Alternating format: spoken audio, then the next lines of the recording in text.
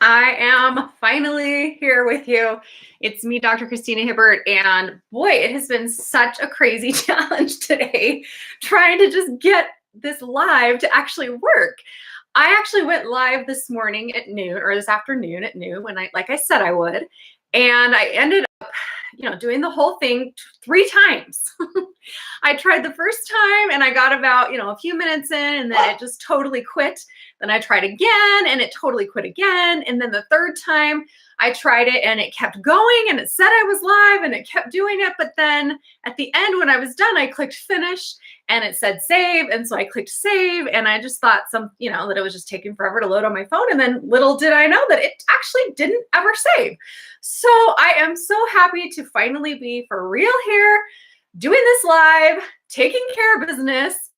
And I'm sorry that the earlier one did not record and did not save, but here we are now. I'm making up for it because I already got an email from at least one of you and another message from somebody else saying, where is the video for day 5? So that's what happened. I was at my practice and I guess the Wi-Fi wasn't working and I was just all off my game. So I am here now to talk to you about day 5, which is all about enjoy. So if you've been following us, you know that we've already done the first 4 days. Day 1 was our recharge day. Then we talked about energize. We talked about play. We talked about love yesterday. And today we are talking about joy, and specifically how to enjoy life a little bit better. And what we're going to focus on in our time together, our short time together, is a couple things. Number 1 is some of the research of happiness and some of the things that we need to just understand that can help us to have more happiness in our life. Number 2, that there is a difference between happiness and joy, and what is that difference and why does it matter? And number 3, 8 ways to put more joy into our lives, okay? This is what we're focusing on today. Now, first and foremost, some of the research on happiness is pretty clear that first and foremost that happiness, and you can see my little shirt here, I don't know if you can see on Facebook, happy, says happy. And this is me post-nap because of course I came home after work, pooped, and I actually got a good power nap, so way to recharge for me. And it also made me feel very happy. So now we're talking about the research, and the research says that happiness is actually, first and foremost, it is a matter of, yes, we're all born with a certain happiness set point. Okay, so some people might be born with kind of a higher happiness set point, so to speak, where they just naturally feel happy all the time. And joy is just sort of coming out of them, pouring out of them all the time. And it just seems like easy breezy, right? And then there's others of us, like myself, who feel like we might feel more irritable or kind of more negative or more anxious or things like that. And it feels like we have to really work to feel happy. And that is supported by the research, that there really are people that really have that higher happiness set point where they just, when they wake up, if this is kind of like the average, some people wake up here with happiness and they just kind of have it more. And other people wake up here and other people kind of wake up here on average. The good news too is that the research shows that it's only about 50% of our happiness that is tied to our genetics. So even though we do have a happiness set point, we can also change our level of happiness with that other 50%. That's totally in our control. So we don't have to just think, oh man, I'm just not a naturally happy person and poor me, and that's it. Instead, we can actually work to raise that level of happiness that we feel each day. And as we talk about joy and happiness, you'll see why it's so important to distinguish the difference between joy and happiness and what we can do to actually build that joy, which tends to be deeper and kind of more lasting and satisfying than the other kind of just emotion of happiness, if that makes sense. Okay, so let's make sure. Okay, that's working. So that's the good news. The good news is there's a lot we can do to increase our happiness level and set point and to make changes. Now, the difference between joy and happiness. And again, this is kind of my explanation of it and something that I've learned throughout my work. And also, it is backed up by the research. There is a difference between joy and happiness. So the way I describe it. And my dog just keeps barking. She's driving me nuts. Okay, she needs to stop. She is not making me happy right. And I'm not making her happy. Obviously, she wants to come in, but she's not. Anyway, happiness, if we think about it in this way, is an emotion. Okay, so just like any other emotion, fear or anger or satisfaction or frustration or whatever it might be, whether it's negative or positive emotion, happiness is an emotion. And emotions I like to kind of compare to the weather. Okay, so if you think about the weather, you wake up in the morning and you go outside and you really want it to be sunny and warm and beautiful because that's the kind of day you need to have, and that's what you're banking on, right? And you wake up and you look out and it is cloudy and it's starting to rain or snow or sleet or whatever, and it's just not what you had in mind. It's not what you wanted. It's not what you had in mind. And so there's little we can do to change that, right? And that's kind of how happiness is too, that we can wake up in the morning and look outside and see that it's sunny and beautiful. And some days we wake up and we feel sunny and beautiful inside. And other days we wake up and we feel snowy and cold and dark and like, oh, this is such a struggle and I don't know if I can deal with today. But our choice is to, then that other 50% is based on how we deal with what we get. So if we can't really control the weather, but we can control how we interact with the weather. So when this morning, I woke up and it had actually snowed last night and I didn't know it had snowed. I was like, dang it snowed, and it was a little bit cloudy at first. And then pretty soon the sun came out. I had no control over that. And I didn't necessarily want it to be snowy, but it's actually nice and sunny right now and warm for us right now, right? Thank you, Melissa. Thank you. I'm glad that's helpful. And we know that we can't change the weather, but I can decide, okay, even if it's cloudy, even if I don't feel happy, how am I going to deal with that? Am I going to bundle up and go out anyway and go out into the world and engage and interact with people? Or am I going to, stay inside and hide away and forget about people and interactions and things that are important, right? That can help me to feel happier. So we really do have a lot of control over that, even if we can't control how we just kind of wake up and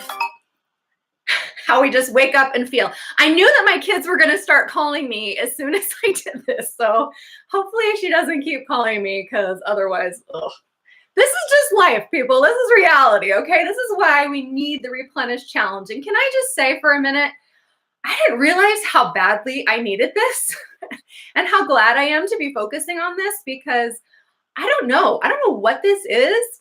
I was talking with one of my assistants the other day, and we were talking about the craziness of winter and how, with our kids and everything, how you get so off kilter and how you're surprised by it every single time. Like, why is this a surprise that I need to replenish after this? Like, why is it such a surprise to know that I'm totally burned out and totally stressed and just not sleeping enough, and I've been totally off my routine, and that this Replenish Challenge has come right at the right time? I mean, that's why I did it, because I knew this was going to be that kind of a time, but also I was surprised. And why was I surprised? I shouldn't be surprised, should I?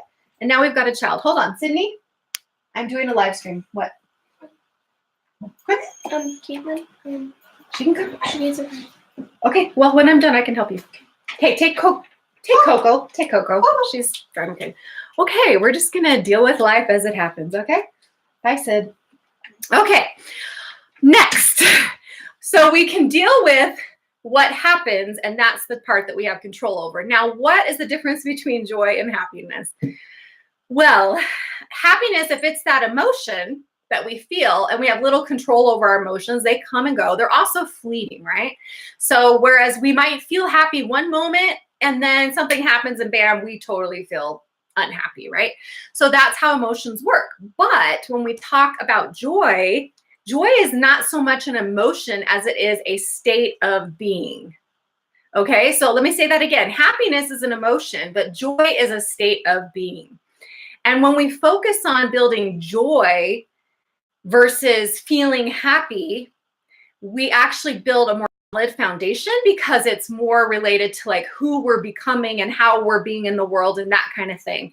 And it's deeper and it's more solid and lasting than happiness, which is an emotion which can be so fleeting. Okay, if that makes sense, hopefully. So when we're talking about joy, whereas happiness is kind of out here and it might kind of settle on us or be like the weather when we wake up, joy is just kind of like inside of us, and it's who we really are. Now, I know there are going to be people that hear that and say, sorry about that. So I know there are people that are going to hear me say that and say, taught, and that's what the lie is that joy is to be found out there. But the truth is, joy is part of our true nature. And if you doubt me, think about a baby. So if you think about a baby, when they're born and when they grow up a little bit, I mean, they're pretty much just kind of joyful, right? Like they're pretty curious and excited and happy and, you know, kind of focused on life and, you know, and the goodness of life. And it's not like they're going around feeling depressed or acting depressed all the time. I mean, little kids just don't do that. We do that when we get older and start thinking about things, and then we get stuck on that, okay? So if you think about it, you know, a baby's great and happy unless their diaper gets full or they need to eat or something like that. Then they cry and then they get over it and then so that's kind of our true nature. But gosh, life comes along and it just like pours on us, right? It's like all this garbage is getting piled up on top of the joy that we were born with until once we get older, we have all this stuff like up to here. And especially when we haven't dealt with the stuff that's piled up in our lives, that's when we really can't feel the joy. So the truth is we have to kind of like dig down through all this stuff in order to find the joy and tap into it. But it's not something to be found way out there.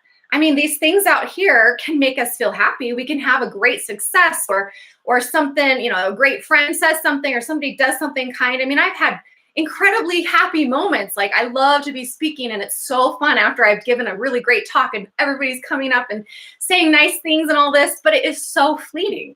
You know, it's so easy if you get caught up in that or think that's supposed to make you joyful, you're going to really be off track. So remember, joy is in there. It's just, and you know, the happiness might be out here and there is happiness and joy down in here. But when it's piled up by life, we really have to do the work to kind of dig down and tap into it each day. And that's what we're going to talk about as 8 ways to bring more of that joy to everyday life instead of just, you know, waiting around to feel happy. Let's work actively to bring joy to our life. And we're talking today about enjoy, right? Enjoy, that word. And to me, that means every day, notice joy. Every day, notice the joy. And that's number one. Number one has to be that we focus on the joy in our lives, that we actually notice it, that we pay attention to it, that we're mindful of all the good things that are happening. Because I see what happens all the time. I see this in therapy clients all the time, is that, you know, we start to notice things when things aren't going well. And that's when we start to pay attention. And then we pay like too much attention. We focus on all the negative because it's so obvious and we're not feeling well and we don't like it. But we miss out on all the good stuff. So again, part of that joy is sort of like looking for the joyful moments, the joyful feelings throughout the day. And I would say, especially for you mothers out there, I know how it is to feel like, especially when I was home with my kids all day and I just felt so stressed and overwhelmed all the time. Speaking of kids, hold on, what? Okay, just wait. Like 10 minutes, go. I'm not going right now. Just wait till I'm done. Okay, thanks. Anywho, so when we see the joyful moments, okay, we get frustrated because our kids are constantly needing stuff and the dog's needing stuff. Cindy, take the dog. Oh my gosh, this is reality. This is how my life really is. It's not like pulled together at all. This is just how it really is. Anywho, so as a mom, I've learned that the joy is in the moments. So the little moments that happen throughout days and weeks, we have to pay attention to them. And this goes for any time you're going through a hardship or anything. You have to just look for the little moments of joy. Like, oh my gosh, I had this great experience with one of my family members at lunch, or I had this great phone call with a friend, or, you know what, I actually really helped someone today and that made me feel good, or, you know, my child and I actually had fun going to the park together. And then you kind of string those moments together. And it's like when you're mindful of them, they become that you have this experience of joy in your life. But it's really just these moments when the rest of life is kind of like frustrating or hard or stressful or whatever, right? So even when things are going rough in life and are hard, we still can tap down into the joy by first and foremost being mindful of the joyful moments. Okay, that's first. Second, we need to take care of our body. Okay, so if your body's out of whack, your joy is going to be totally off. There's no way you can feel the same level of joy that you could if you take care of your body, if you're not taking care of your body. So if you're not sleeping, if you're not eating foods that give you strength and energy, if you're not exercising, if you're not taking care of your mental health and actually dealing with issues that are blocking joy. And I know there are some of you that are going to watch this and that are going to say, what? I don't feel any joy. There's nothing in there. Like your life has so piled up that you're feeling like you're either just barely keeping your head above water or you're feeling like you're drowning. And if that's the case, I just want to tell you that yes, you can get back to joy. Trust me, I have been there so many times in my life, but you have to do the work. And I really encourage you to reach out and find help, mental health or medical support system to help you to start the process of digging through all that stuff so that you can experience more joy in your life on a daily basis.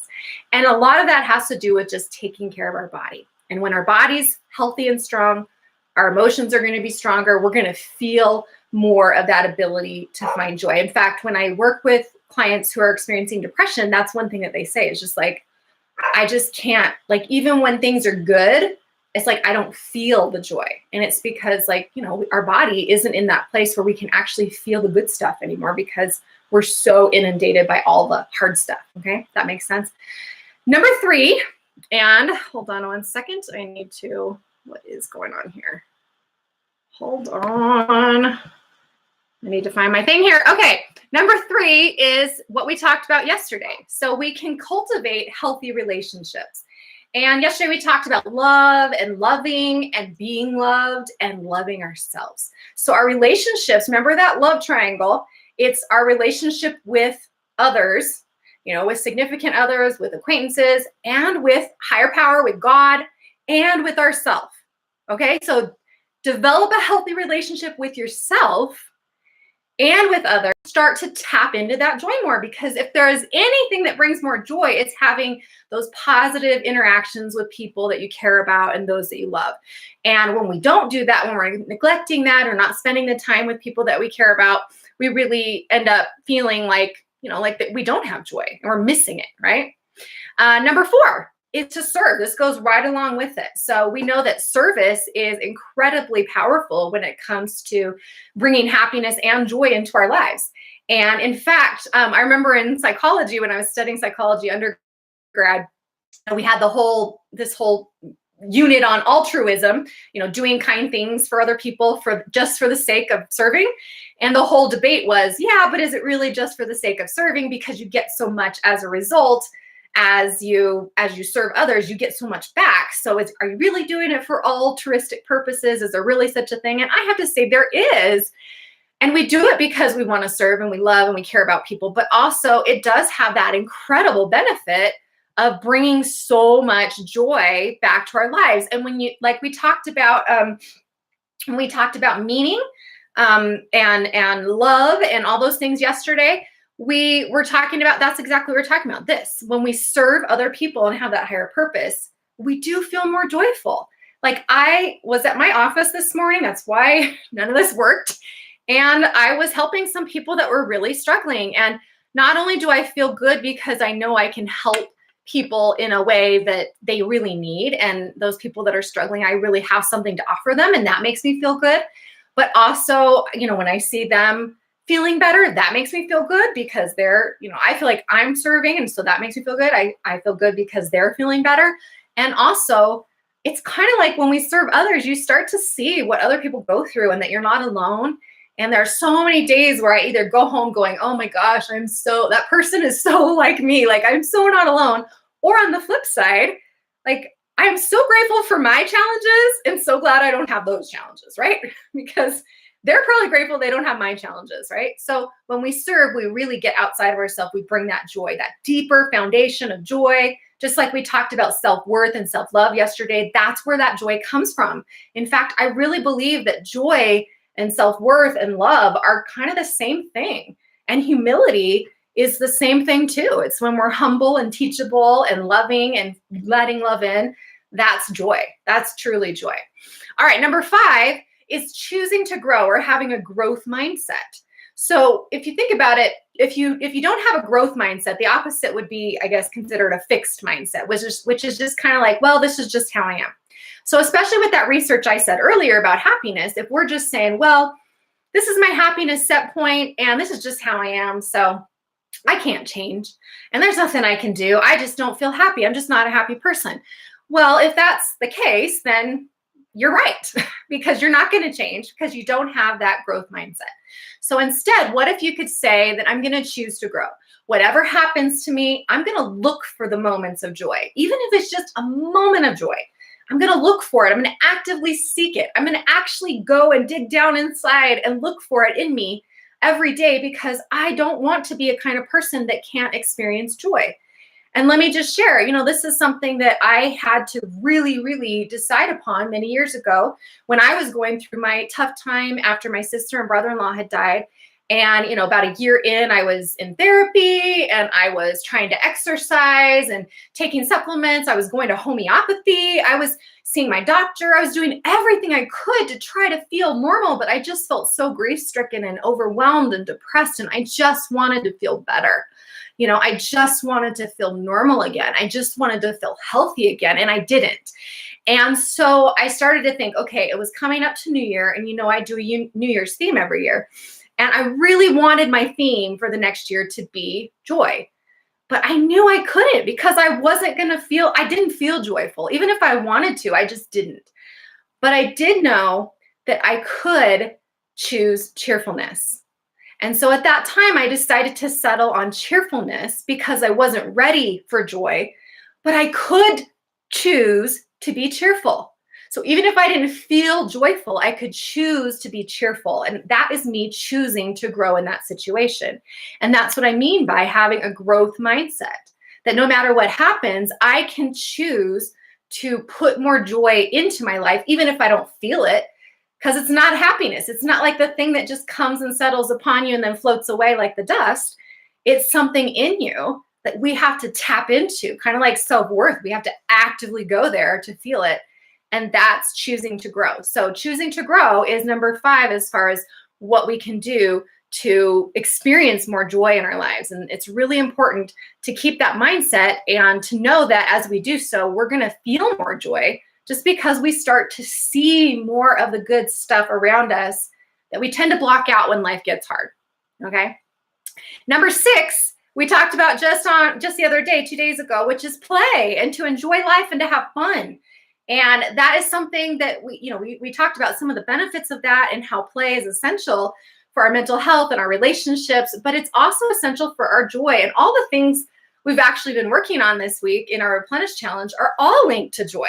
So as we recharge and take care of ourselves in that sense, as we love, as we play, as we energize ourselves, as we have more energy and create more energy, we're going to feel more joyful. And as we feel more joyful or put more joy into our lives, we're going to have more energy. I mean, think about it. When you're in a good mood, don't you have way more energy to tackle challenges than when you're not in a good mood, right? So that's a really important one, to play and to enjoy life and to put that good stuff into each day actively, especially when you're in those hard times where it's harder to tap into the joy that's down in you. That's really essential. Number 7, and if I can just make this work, there we go, is to practice smiling or putting other kinds of like happy things into your day. Okay, this is what we've been talking about, like play counts. But what about just putting on a smile? So I mentioned my year of cheerfulness. When I couldn't feel joyful, I could at least act cheerfully. And what did that do for me? It was actually one of my favorite years ever that I've worked on a theme for New Year's for the whole year. Because every day my goal was just to be cheerful. No matter what happened, what came my way, I was just going to be cheerful. That was it. And so when things would happen and things would go wrong, I would try to just look for the positive and kind of put on a smile. Now, I am not saying to be fake. I do not believe in being fake, but I do believe in faking it till you make it. And there's a difference, because putting on a smile when you really want to feel happy but you don't is like a sign to yourself that like that's my goal, right? And it's a sign to other people, because let's face it, when we go out and smile and we're trying to be cheerful, they react in the same way. We make them feel better. Then they start reacting to us. That makes us feel better. Becomes this positive cycle of joy. So practice smiling on purpose. Put a smile on, even when you don't feel it. And you don't always have to smile. Definitely take your time to feel the sadness or the grief or whatever else you're going through. But then choose to put that smile on and focus on practicing that each day. All right, number 8. Our last one is to get still and tune in. So all these things we've talked about, they all are part of that idea that joy isn't the emotion of happiness, rather it's a state of being. And if you want to get in tune with who you're being, just like when we talked yesterday about self-worth, you have to get still and tune in and listen for that and check into yourself and be able to kind of like connect spiritually, if you believe in God, to pray, to connect in that way, whatever works for you, to connect to nature, to connect to anything that brings you outside of yourself, and then to listen to those whispers, And I have to say that even though yesterday I went away and I went and got a good night of sleep, I woke up and of course I had slept in and my husband had taken care of the kids. And so when I turned on my phone, it was like a barrage of texts and emails, and he forgot to pick up some kid that we were supposed to drive, and so forgot her lunch, and my other kid needed this, and somebody's asking if someone's going to this, and it was just like, ugh. And I felt so panicked all of a sudden. I was like, oh my gosh, I can't even escape for one morning. And I just felt myself feeling so negative. And so I knelt down and I prayed, and then I stopped and I thought and kind of listened. And it was like the message that came to me is it's your choice. And that's the message when it comes to joy, is it's your choice. If you want more joy in your life, you have to tune in, check in, practice it, do things on purpose, actively seek it, look for the moments, all the things we talked about today. And I did. And I was able to say, okay, this is ridiculous. You just got a good night of sleep. You've been away. Just because it's stressful doesn't mean you have to let the stress get to you. And I didn't. And I was able, I'm happy to say, I was able to actually get a lot done yesterday and to be joyful while doing it. But it's only because I had to stop and check myself. And sometimes, a lot of times, that's really what it is. So if we want to enjoy, we have to every day notice the joy, right? Every day, notice the joy. And I would say every moment, notice the joy. Every minute, that you can, focus on the good. What's going right? That's a great question. What is going right today? And as we didn't quite mention this yesterday, but another great question is, what is the loving thing to do for me right now? What is the thing that's going to bring more joy and not just happiness? And that might be the hard thing that you're doing, because joy is more lasting and it involves more of that, long-term benefit than just the thing that's going to, the pleasure thing that's going to make me feel happy for a moment, but it's going to go away. So a lot of times the harder thing is the joyful thing. All right. So everybody get out there and every day notice the joy. Put the joy into your life and continue to join us. Tomorrow, we're going to talk about something so important that I feel like we just don't understand and we don't know how to do it for ourselves, especially we women, which is to nurture ourselves. What does it mean to nurture yourself? And I've actually been reading some great books about this. I've got some excellent tips and strategies for you. I'll be going live tomorrow at noon, and hopefully it'll work. And if not, then later in the day, I'll just go live and make up for it, just like I did today. So I hope everybody gets out there and replenishes today and the rest of, today's Friday. So I hope you have a replenishing kind of weekend, and I will see you tomorrow. We've only got 3 days left, so let's make them count. All right. Bye, everybody.